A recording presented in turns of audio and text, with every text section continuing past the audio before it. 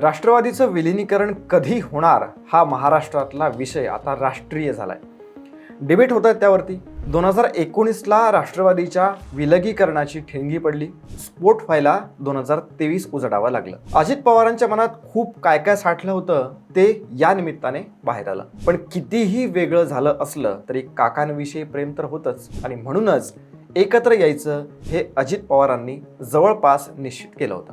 पण त्या आधीच दुर्दैवी घटना घडली. अजित पवार कायमचे निघून गेले.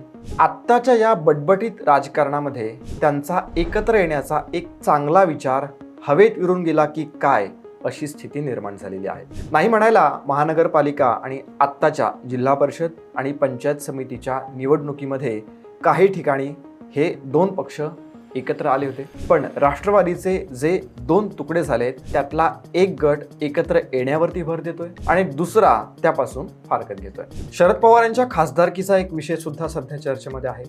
इंटरेस्टिंग म्हणजे यामध्ये एंट्री घेतलीये उद्धव सेनेचे राज्यसभा खासदार माननीय संजय राऊत यांनी. आता राष्ट्रवादीच्या एकत्रीकरणाचा आणि संजय राऊत यांचा काय संबंध असा प्रश्न तुमच्यापैकी अनेकांना पडला असेल.